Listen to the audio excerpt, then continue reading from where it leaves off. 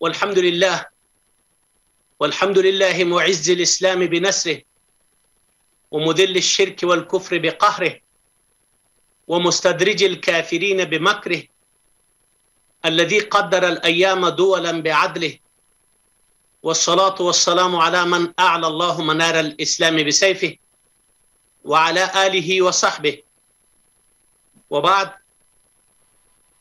أعوذ بالله من Ashabın الشيطان üzerine olsun. الرجيم بسم الله الرحمن الرحيم Bismillah. كنتم خير أمة Siz أخرجت insanlar للناس arasından çıkarılmış تأمرون بالمعروف en hayırlı وتنهون عن ümmetsiniz. المنكر İyiliği emreder, kötülüğü صدق الله nehyedersiniz. العظيم. أولا نشكركم Öncelikle أن تشاركنا في هذه bizleri المجمع المباركة العظيم bu mübarek, ونسر bereketli toplantıya davet ettiğiniz için sizlere teşekkür ediyorum.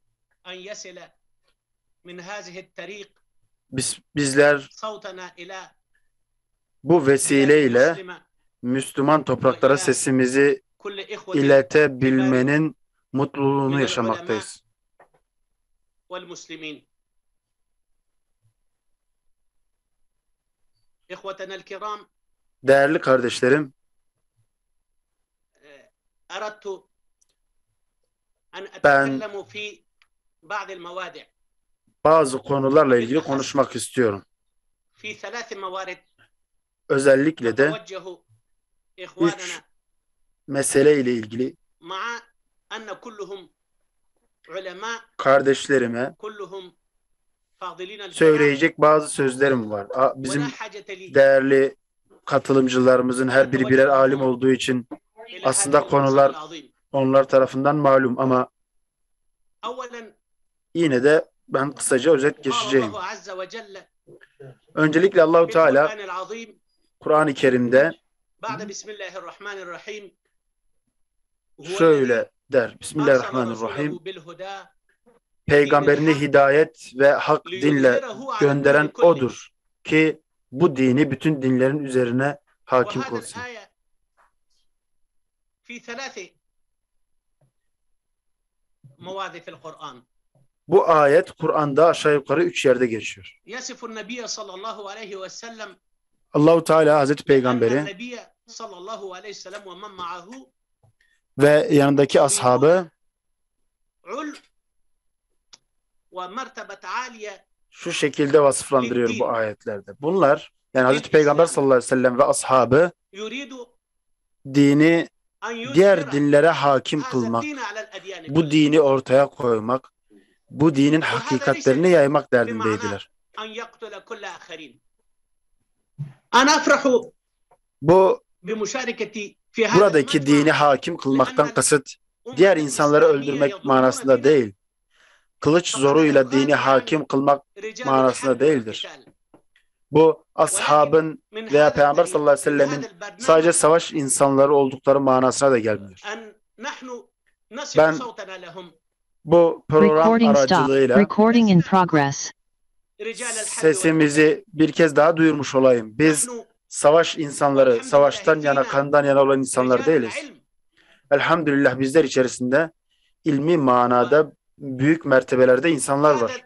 آية الكريم قال الله İşte bu عز وجل ayet-i kerimede للنبي صلى الله عليه وسلم هو الذي Allahu Teala أرسل Peygamber رسوله sallallahu aleyhi ve sellemle ilgili söylemiş بالهدى olduğumuz ودين ayette الحق buyuruyor ليظهره ki أن Allahu يظهر Teala هذا الدين على الدين peygamberi على الأديان hidayet ve hak Yani dinle bakın göndermiştir adyan ki bütün dinlere يعيشون تحت الدين تحت الدين الإسلامي. hakim Recording kılsın. stopped.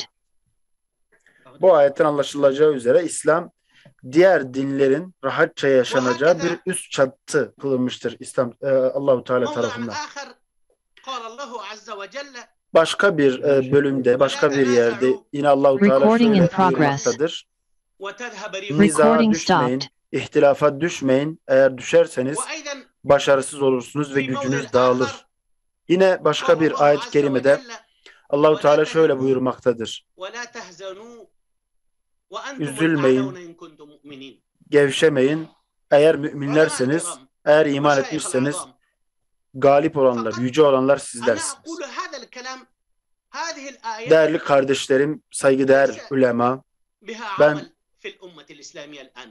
bu ayetlerle ilgili şunu söylemek istiyorum.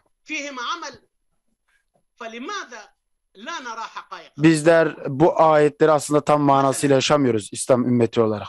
Yaşıyor olsaydık bu durumda olmazdık. Örneğin Allahu Teala ve la tenaza'u, yani ayrılığa düşmeyin, iftiraka düşmeyin ki başarısız olmayasınız buyurmaktadır. Ancak biz İslam ümmetinin bırakın önemli meseleleri, çok önemsiz meselelerde bile ihtilafa düştüklerini, birbirlerini ötekileştirdiklerini,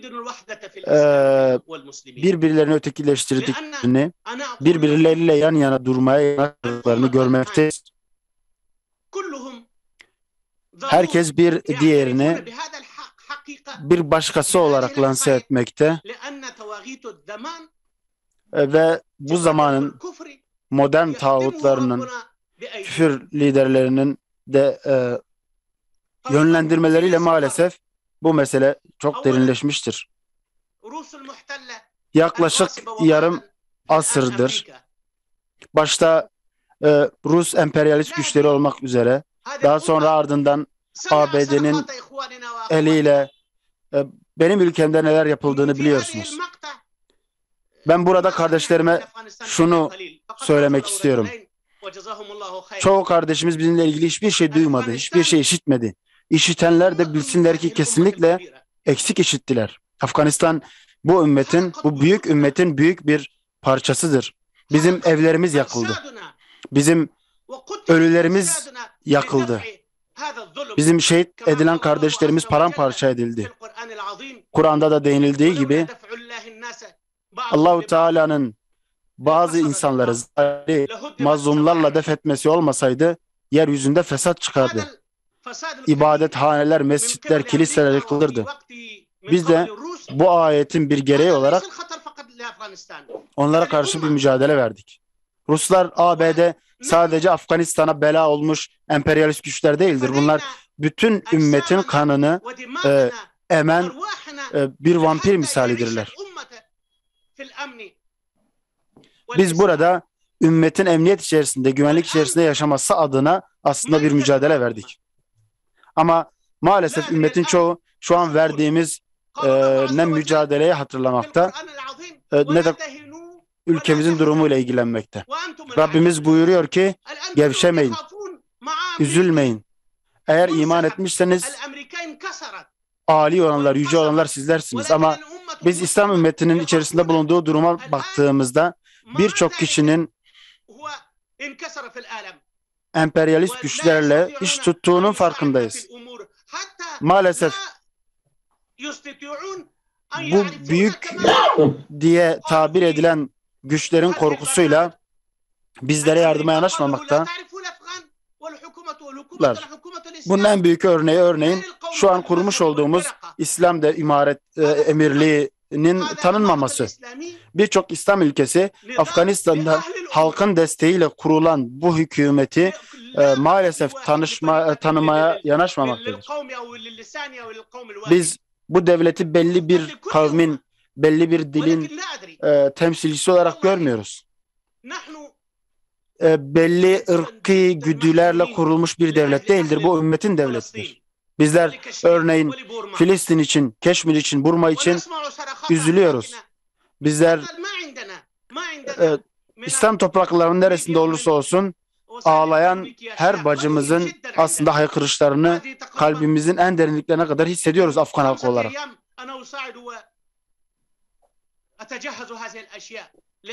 Evet.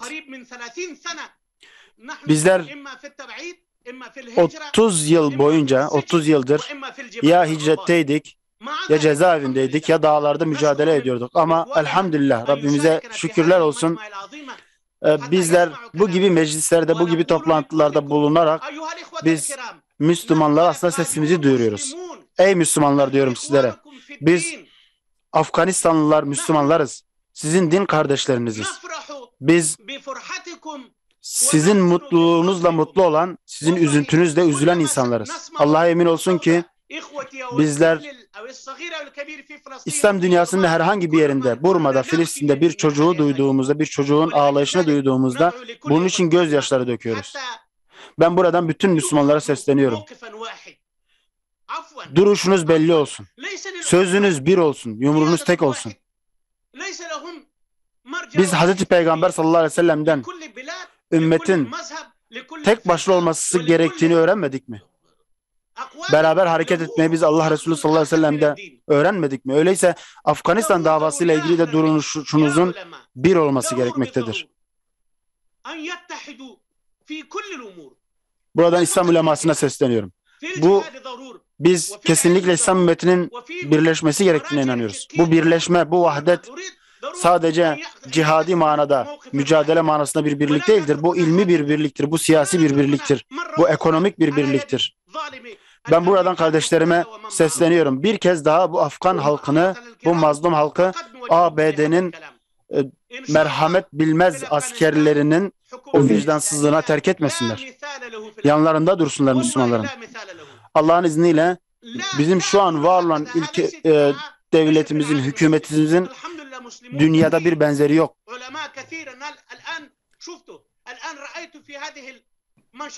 Elhamdülillah burada bu katıldığım programda ben şu an çok yüce alimlerle aynı mecliste bulunmaktayım. Ümmetin alimleri umut veriyor. Lakin bizi üzen meselelerden bir tanesi şu an ulemamız göğüslerinde taşıdıkları onca ilme rağmen İslam ahkamını rahatlıkla uygulayamıyorlar. Ey Iraklılar, ey Türkiye'liler, ey Suriyeliler, ey Suudlular, siz sesimizi duymuyor musunuz? Kardeşlerinizin haykırışlarını duymuyor musunuz? Şu an Amerika bir kez daha bizi bölmek, bir kez daha ülkelerimizi işgal etmek adına plan yapmaktadır. Ama Allah'ın izniyle bizler Allah'ın kitabı ve peygamberin sünnetini tahkimden vazgeçmeyeceğiz. Evet, elbette her ülkenin kendi kültürü, kendi hareket metodu vardır. Lakin bizler akide birliğinin, tevhid birliğinin gerektirdiği yönde hareket edip nerede olursa olsun bütün İslam topraklarındaki Müslümanları bağrımıza basıyoruz, seviyoruz. Allah'ın rahmeti ve bereketi üzerinize olsun.